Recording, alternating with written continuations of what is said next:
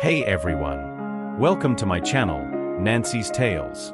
I'm here to bring you American folklore, gripping crime stories, and all sorts of intriguing topics. Thanks for joining me for today's tale. Back in the Song Dynasty, or let's say, in a small American town during the late 1800s, there was a fortune teller named Luke Nolan. He was a big deal in his little corner of Harmony County. Luke didn't just read palms or tarot cards for a few bucks. No, he used his skills as an excuse to travel across the country, soaking in the sights. One year, he rolled into Stone River, a dusty town in Clearwater County, and set up his booth right outside the county courthouse. He hung a shiny silver dagger above a stack of yellowed papers and kept a small fire pit glowing at the base. On a sign above, he scrawled in bold letters, "Slashing through the fates of the unlearned, Luke Nolan sees all and fears none." Most folks didn't pay him much mind. Scammers like him were a dime a dozen back then. But Luke had a knack for drawing attention with his cryptic flair. One day, Luke had just finished setting up his booth when a clean-cut guy approached him. This wasn't your average drifter. This was Tom Kendrick, the top deputy in Stone River. Tom tipped his hat and greeted Luke casually before rattling off his birth date, March 15, 1845. Luke scribbled it down, counted on his fingers, and then paused, his face turning grim. After a long silence, he muttered, "This fate. I can't read it." Tom raised an eyebrow. "Who's this bourgeois you're mumbling about?" he asked, leaning in. Luke's cryptic response only piqued his curiosity more. Turns out, bourgeois was just Luke's way of saying the reading was off limits. And Tom Kendrick? He wasn't just any deputy. He was the head honcho of law enforcement in Stone River, a no-nonsense guy who didn't take kindly to riddles. "Why can't you read my fate?" Tom pressed, crossing his arms. Luke sighed, "Sir, if you're a drinker, I'd say skip it. If you're short-tempered, don't even ask." Tom smirked. "I don't touch the bottle, and I've got patience to spare. Spill it." Luke hesitated, then said, "All right, give me your birth date one more time, just to be sure." Tom repeated it, slow and clear. Luke pulled out a fresh sheet of paper, scribbled some calculations, and double-checked his work. Finally, he let out a heavy breath. "Deputy, this fate of yours, better forget I said anything." Tom wasn't having it. His gut churned with unease, but he pushed harder. "Quit beating around the bush, Luke. What's the word?" Luke shook his head resigned and scribbled 2 lines, "The white tiger looms at dawn, a calamity awaits." He handed it over. Tom squinted at the paper. "What's this gibberish mean? Sounds like bad news." Luke, cornered, admitted, "It's not good, sir. It means, the man in charge is gonna die." Tom laughed, a sharp, bitter sound. He dealt with enough con artists to smell a scam. "All right, wise guy, when's this supposed death of mine happening?" Luke, unfazed, replied, "This year." Tom leaned closer. "How many months?" Luke said, "This month." Tom grinned, egging him on. "How many days?" Luke locked eyes with him. "Today." Tom's grin widened. "What time, huh? You got a clock on this prophecy?" Luke didn't flinch. "Tonight, at the 3rd watch, around 1 a.m. That did it." Tom's patience snapped. "You're a real piece of work, Luke. Out here spinning yarns for a quick buck. I ought to let you off with a warning, but if I'm still kicking tomorrow, and I'm coming back to smash this little circus of yours. Watch yourself." Luke stood his ground. "If you're alive tomorrow, deputy, you can shoot me dead right here. I won't say a word against it." Tom, fuming, grabbed Luke's sign and tore it down, cursing him out as a fraud. "You picked the wrong guy to mess with," he barked, stomping off as a crowd gathered outside the courthouse, drawn by the commotion. Tom's outburst caught the attention of the courthouse staff. Folks peeked out, whispering about the deputy's temper. "I was just minding my own business," Tom shouted to the onlookers. "Thought I'd get a laugh out of this fortune teller. But this clown's got the nerve to say I'll drop dead tonight at 1 a.m. Me. Fit as a fiddle, no sickness, nothing. Ain't that a load of hogwash? I ought to drag him to the sheriff's office and sort him out." The crowd tried to calm him down. "Easy, Tom," one clerk said, pulling him back toward the courthouse. "Don't waste your breath on a 2-bit hustler like that." Meanwhile, others turned on Luke. You've got some guts. Picking a fight with Deputy Kendrick, a bystander sneered. You think you can waltz into Stone River and curse folks like that? Pack up and get out of here before he shuts you down for good. Luke just sighed. If I sugarcoat it, the reading's a lie. If I tell the truth, I make enemies. Ain't no winning. Shaking his head, he gathered his things, dagger, papers, fire pit, and hit the road, leaving Stone River behind. Tom stormed back to the courthouse, still steaming, but managed to cool off by the end of his shift. When he got home, though, his wife, Penny Kendrick, noticed the scowl etched on his face. Penny was a looker, 10 years younger than Tom, and always quick to fuss over him. "What's eating you, hon?" she asked, setting a plate of cornbread on the table.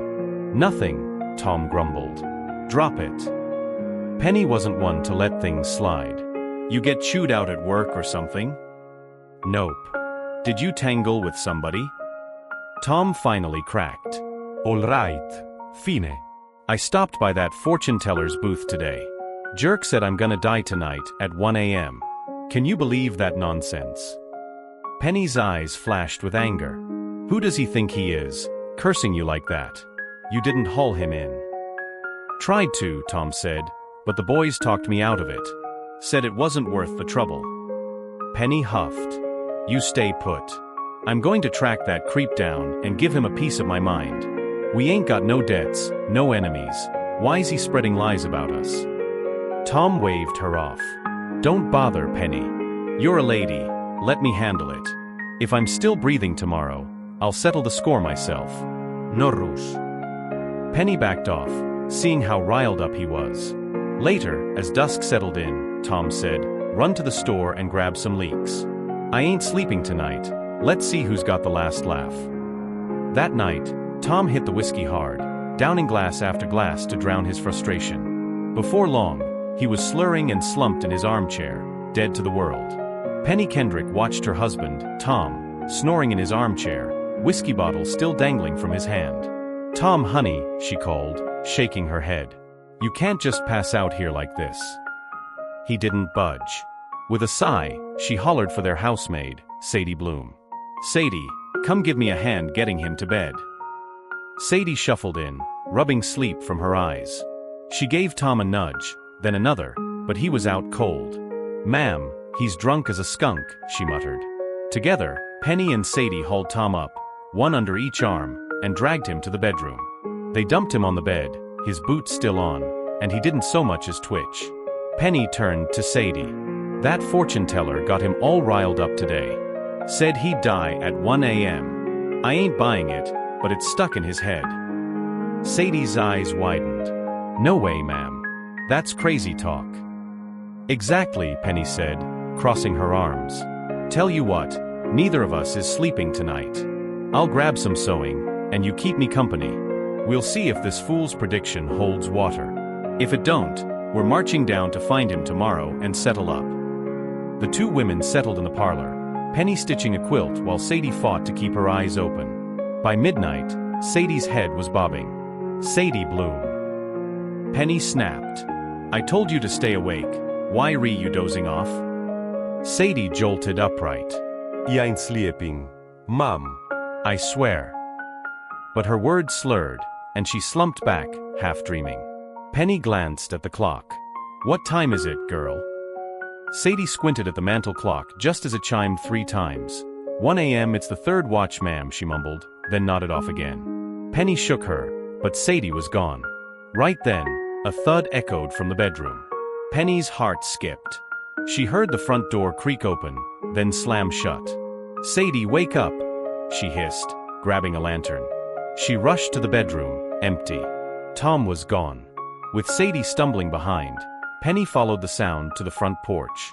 There, in the flickering lantern light, she saw a figure in a white shirt, one hand over their face, sprinting toward the big creek out front. Before she could shout, the figure leaped in with a splash. That creek fed straight into the Mississippi, and its current was fierce, no chance of fishing anyone out. Penny and Sadie collapsed on the bank, sobbing. "Why'd he jump in?" Penny wailed. "What are we supposed to do now?" Their cries woke the neighbors, who spilled out to see what was wrong. Penny, tears streaming, recounted the whole mess, Tom's fight with the fortune teller, his drinking, and now this. It's too weird to believe, one neighbor said. I saw him at the courthouse this morning, raising hell with that Luke fella. And now he's gone, just like the guy predicted. The folks in Stone River had always looked up to Tom. Seeing him dead hit them hard. Someone stepped up to report it to the county judge, and with Penny and Sadie as witnesses, plus Luke's eerie prophecy, no one doubted what had happened. 3 months flew by. One afternoon, Penny was sitting idle at home with Sadie, the house quieter than ever without Tom. Suddenly, 2 rosy-cheeked women barged in, reeking of cheap wine. "Penny, darling," one slurred. "Got some good news for you." Penny blinked, recognizing them as local matchmakers, Mabel and Dot. "Good news," she scoffed. "My husband's dead, ladies. What's there to celebrate?" Mabel waved a hand. "Oh, come on now. How long's Tom been gone? Time moves on, hon. You're still young, pretty as a picture. Why not find yourself a new man?" Penny's eyes welled up. "It's barely been 100 days since he passed," she choked out. Dot sighed dramatically. 100 days already? My, time flies. Tom was a good egg, sure, helped folks out all the time. But he's gone, Penny. You got to live. Why stay cooped up here all lonesome? Let us fix you up. Penny wiped her tears. "Where am I supposed to find another man like Tom?" she asked, her voice breaking. Mabel grinned. "Ain't hard, sugar. I've got just the fella in mind." Penny cut her off. "Hold it. No one's gonna match Tom Kendrick. I'm not feeling up to this today, y'all can see yourselves out." The matchmakers shrugged and shuffled off, but they weren't done. A few days later, they were back, pitching their idea again. Penny sighed. "All right, fine. If you can meet 3 conditions, I'll hear you out. Otherwise, I'm staying a widow and guarding Tom's memory forever." Mabel clapped her hands. "Naming, Civici. 3:30, we'll make it happen." Penny laid it out. "First, I'll only marry another Kendrick. Tom was the top deputy in this county, so the next guy's gotta be on his level. And third, I ain't leaving this house. If someone wants me, they're moving in here." Dot chuckled. "That's it? Piece of cake. Tom was the best deputy around, but guess what? His cousin, Ted Kendrick, just took over as the new head deputy since Tom passed. And he's willing to move in with you. How's that sound?" Penny frowned. "I don't buy it. Too convenient." Mabel thumped her chest. "I'm 62 years old, Penny. If I'm lying, may I drop dead and eat dirt in your yard? Swear it." Penny softened. "Well, all right then. Go talk to this Ted fella. See if we're a match." The matchmakers scurried off, thrilled. Within weeks, they'd sealed the deal. Ted Kendrick moved into Penny's house, and the two hit it off like they were made for each other. A perfect pair, or so it seemed. One night, Ted and Penny were lounging at home, strumming a guitar and sipping whiskey. They'd had a few too many, so Penny called out, "Sadie, whip us up some coffee to sober up." Sadie, half asleep, trudged to the kitchen, grumbling under her breath. "Back when Tom was around, I didn't have to deal with this nonsense in the middle of the night." She stoked the wood stove, but the fire wouldn't catch. Annoyed, she jabbed at it with a poker. After a few whacks, the stove rattled and rose a foot off the floor. Sadie froze. There atop the stove was a figure, blue around the neck, hair wild, tongue lolling, blood dripping from its eyes. "Sadie," it rasped, "avenge me." She screamed, collapsing in a heap. Ted and Penny rushed in, finding her out cold. They splashed water on her face and pinched her cheeks until she came to. "What happened?" Penny demanded. Sadie, trembling, pointed at the stove. "I was stoking the fire, and I saw him. Tom. Dead as a doornail, begging me to set things right." Penny's face darkened. She slapped Sadie hard, 5, 6 times. "You little liar. I told you to make coffee, not spin ghost stories. Quit faking and get out of my sight." Sadie, shaken and stinging, retreated to her room. Ted and Penny, sobered by the ruckus, headed back to bed. In a low voice, Penny muttered, "Ted, why'd she say that? She's no good anymore, we need to get rid of her." Ted nodded. Where's she gonna go? Leave it to me, Penny said, a glint in her eye. The next morning, Ted Kendrick headed off to the courthouse for his deputy duties, leaving Penny alone with Sadie. Penny called her over, her voice cold but calm. Sadie Bloom, you've been with me 7, maybe 8 years now. Ever since Tom passed, though, you've been off, acting strange, not yourself. What do you say about finding a husband and moving on? Sadie blinked, caught off guard. Me, ma'am? I wouldn't dare dream of it. Who'd you have in mind? Penny didn't hesitate. I've already arranged it. You're marrying Lyle Tucker. Sadie's stomach dropped. Lyle Tucker was a local deadbeat, drunk half the time, gambling away what little he had the other half. But Penny didn't give her a say. Within days, Sadie was packed off with a small dowry and wed to Lyle, no discussion needed. It didn't take long for things to sour. 3 months in, Lyle had squandered every penny Sadie brought with her, pawning her clothes and trinkets for booze and cards. When he stumbled home sloshed, he beat her black and blue, hollering, "You worthless tramp. Look at me, scraping by, why ain't you begging Penny for cash to keep us afloat?" Sadie couldn't take it anymore. One day, bruised and desperate, she trudged back to Penny's house. "Ma'am," she pleaded, tears streaming, "Lyle's a monster. Drinks, gambles, hits me, now he's demanding I come here for money. Please help me." Penny barely looked up from her sewing. "You're a married woman now, Sadie. Your troubles ain't my problem. You've served me long enough, so I'll toss you a couple bucks out of kindness. But don't come crying to me again." Sadie took the $2, mumbled a thank you, and shuffled back to Lyle. The money lasted maybe a week. One night, Lyle staggered in, reeking of whiskey. "You stinking hag," he roared. "I'm flat broke, why ain't you out there getting more cash?" Sadie snapped back, "I just got $2 from Penny last time, and she ain't giving more. Where am I supposed to go now?" Lyle's face twisted. "If you don't get out there and bring something back, I'll break your legs, you hear me?" Terrified, Sadie had no choice.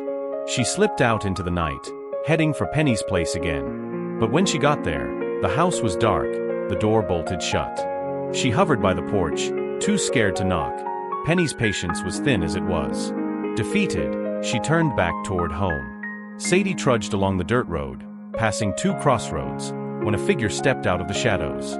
"Sadie Bloom," a voice rasped, "I've got something for you." She froze, peering into the dimness. The man wore a deputy's uniform, Tom Kendrick's uniform. "I'm Tom Kendrick," he said, his voice low and hollow. "I'm hiding out somewhere I can't say. Stick out your hand, I've got a gift." Sadie's mind reeled, but her arm moved on its own, reaching out. Something cold dropped into her palm. She blinked, and when she looked up, Tom, or whatever it was, had vanished. In her hand was a small sack of silver coins. Too rattled to question it, Sadie clutched the sack and hurried home. When she knocked, Lyle's gruff voice barked from inside, "Where you been so long?" "I went to Penny's for money," Sadie stammered, stepping in. "Her place was locked up, so I came back. But on the way, I ran into Tom Kendrick. He gave me this sack of silver." Lyle snatched it from her, spilling the coins onto the table. Then he laughed, harsh and mean. "You gone loco, woman? Spouting nonsense in my face. Let's see this silver first." He swung the door wide, dragging her inside. Counting the coins, Lyle's tone shifted. "Hold up. You said you saw Tom by the stove that night, too. Something's fishy about his death, ain't it? I yelled earlier, 'cause I didn't want the neighbors hearing. Stash this money, we're taking it to the sheriff tomorrow and digging into this." Sadie nodded, still shaken, and hid the silver under a loose floorboard. But as dawn crept in, Lyle started second-guessing. Ted Kendrick was the head deputy now, ruffling his feathers could backfire. And this whole story? It hinged on ghosts and coins with no clear source. No evidence, no case. After mulling it over, Lyle scrapped the sheriff idea. Instead, he traded the silver for new clothes and a few gifts, planning a visit to Penny and Ted's place to smooth things over. Lyle and Sadie dolled up in their fresh outfits, grabbed the gift boxes, and headed to Penny's house. Ted and Penny greeted them, eyeing the packages. "What's all this?" Penny asked, arching a brow. Lyle grinned. "Yesterday, Thanks to Ted's good name, I made a quick $2. Thought we'd bring some gifts as a thank you. I'm off the bottle and the cards now, clean slate. Penny smirked. Well, ain't that something? Lyle, you head on home. Sadie, stick around a few days, I could use the company. Lyle tipped his hat and left. Once he was gone, Penny turned to Sadie. Tomorrow, I'm heading to the church on East Hill to light a candle. Come with me. The next morning, they washed up, ate breakfast, and set out for East Hill Church. Penny walked ahead, while Sadie lagged, fussing with her skirt hem. As she bent down, a figure in a deputy's coat flickered into view. Sadie Bloom, it whispered, I'm Tom Kendrick. Avenge me, I'll show you something. Before she could react, it pressed a folded paper into her hand and vanished. Sadie glanced around, spooked. A ghost giving me stuff again? She thought. Fearing Penny's wrath, she stuffed the paper into her pocket and kept quiet. They lit their candles at the church and returned home. That night, Sadie spilled everything to Lyle, pulling out the paper. He unfolded it, squinting at the scribbled words. The big man's girl comes first, the little one after. Know the third watch, it's a shot into the water. Lyle scratched his head. What's this gibberish? Keep it hush for now, let's see what shakes out. Sadie nodded, tucking the paper away, both of them uneasy about what it might mean. Time flew, and by February of the next year, Stone River got a new county judge. His name was Henry Hank Quinn, a young hotshot with a sharp mind and a reputation for fairness. Hank had grown up reading law books, determined to untangle the messy crimes of the world and bring justice to every case, no matter how murky. 3 days into his tenure, before he'd even settled into the judge's bench, Hank had a strange dream. He saw himself in the courthouse, papers fluttering around, and 2 lines written on the wall, Know the third watch, it's a shot into the water. He woke up with those words burned into his brain. Come morning, he strode into court and scribbled the lines on a chalkboard for everyone to see. Anyone know what this means? He asked the room. Clerks, deputies, and onlookers shrugged. No one had a clue. Hank wasn't deterred. This ain't just nonsense, he said. I want answers. He turned to Ted Kendrick, the head deputy. Ted, write this up on a big sign. Post it outside the courthouse. Whoever cracks this riddle gets $10 in silver. Ted nodded, and soon the sign was up, drawing a crowd. Folks milled around, eyeing the reward, but no one could unravel the mystery. That same day, Lyle Tucker was out buying groceries when he overheard the buzz. Curious, he ambled over and read the sign. His jaw dropped. Those were the exact words from Sadie's paper. His pulse raced. $10 could set us up nice, he thought. But then he hesitated. Hank Quinn was new, sharp, and unpredictable. Stirring the pot might land him in hot water. Lyle went home and spilled it to Sadie. That judge's got your ghost's words plastered out front. Should I claim the reward? Sadie's eyes widened. Tom's shown up 3 times now, begging me to set things right. He gave us that silver, too. If we don't speak up, I'm scared we'll catch hell from the spirits. Lyle wavered, nerves jangling. Later, he wandered back to the courthouse, still undecided. Spotting his neighbor, Jim Grayson, a clerk who'd always been decent to him, Lyle pulled him aside. Jim, you reckon I should tell the judge about this riddle? Where it came from? Jim frowned. Where'd you get it? Sadie's got a paper hidden in her sewing box, Lyle whispered. Some ghost handed it to her at East Hill Church. Jim nodded slowly. Tell you what, I'll feel out Judge Quinn first. You go grab that paper. If he asks, you'll need it to back you up. Jim slipped back into the courthouse, catching Hank alone since Ted was out on patrol. Judge, he said quietly, my neighbor Lyle Tucker knows where those words came from. Says his wife got him on a paper from some spirit up at East Hill Church. Hank's eyes lit up. Bring him in now. Meanwhile, Lyle raced home and dug the paper out of Sadie's sewing box. But when he unfolded it, his heart sank. The writing was gone, just a blank sheet stared back at him. Oh hell, he muttered, panicking. The judge's men were already banging on his door, summons in hand. With no choice, he grabbed the blank paper and trudged to the courthouse, sweating bullets. Hank Quinn ushered Lyle into the back room, dismissing everyone but Jim Grayson. "All right, Tucker," Hank said, leaning back in his chair. "Show me this paper." Lyle dropped to his knees, voice trembling. "Sir, last year my wife Sadie went to East Hill Church to light a candle. Some figure, claims it was a spirit, gave her this paper. It had those exact words you wrote up.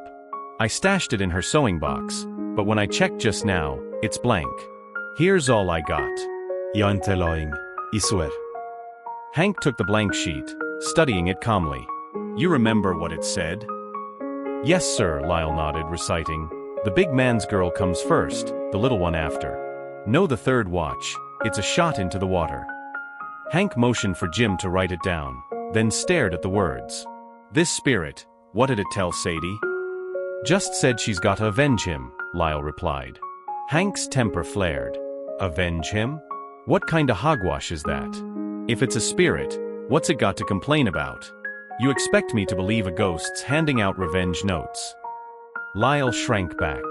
"Please, sir, hear me out. There's more to it, I'll tell you everything." "Better make sense," Hank growled. "If it does, you'll get your silver. If it's bunk, I'll have you thrown out on your ear." Lyle, shaking, spilled the whole tale. Sadie's years with the Kendricks, Tom's 3 ghostly visits, the sack of silver, and that chilling night she saw him by the stove, blue-necked and bloody-eyed.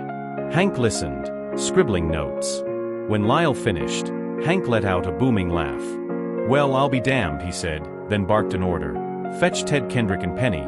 Lock 'em up till we sort this out." Ted and Penny were hauled in, bewildered. "What's this about, Judge?" Ted blustered. "I ain't done nothing." Hank smirked.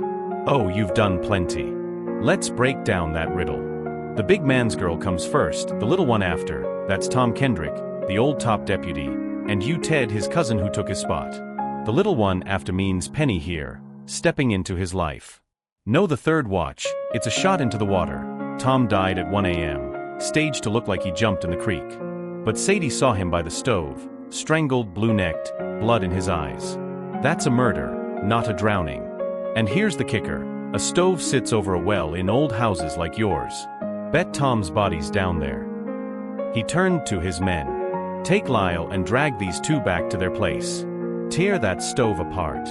If you find a strangled corpse, report back fast." The crowd trailing them didn't buy it, until they got to Penny's house. The deputies pried up the stove, revealing a stone slab. Under that, a deep well. They drained it and sent a man down.